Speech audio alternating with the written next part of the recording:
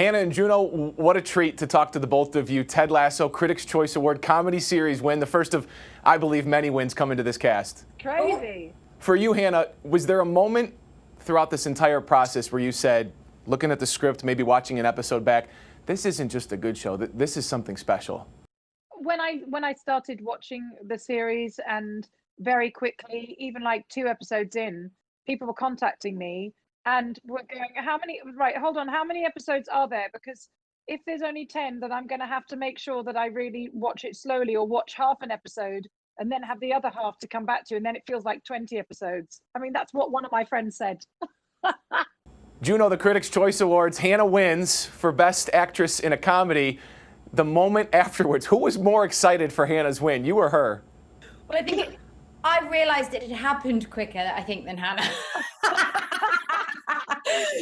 So I had to quickly, swiftly run into the next room because of the squeal that was about to come out of my mouth, and I didn't want to ruin her speech. But I think, I don't know, I couldn't have been more proud of my beautiful, beautiful friend and one of the most inspirational women in my life. And I just to get to be there with her was so badass. And yeah, I mean, I think I was very excited, but I would imagine that Hannah was probably was the most excited. I was in shock. To have that memory to forever of being with this one on the sofa, literally like 2 feet away from me, and then the mauling that I got.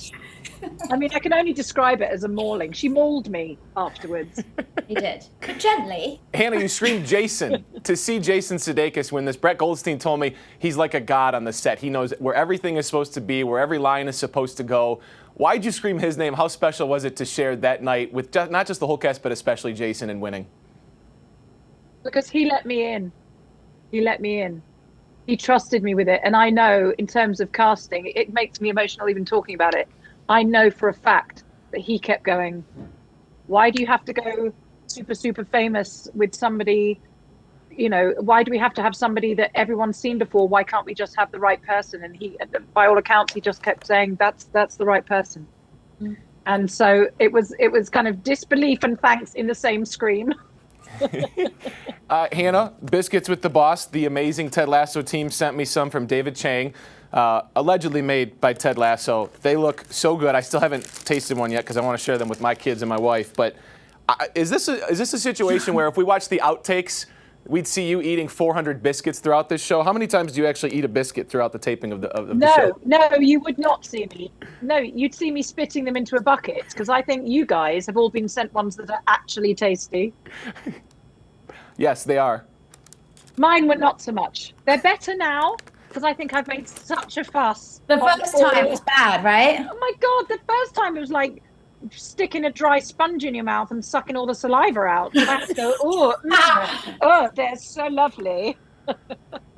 Juno, the moments on this show, there are such comedic highs, there are such emotional lows that people come together on. Is there a scene for you that you were most taken aback by, or most proud of being a part of throughout the filming of season 1?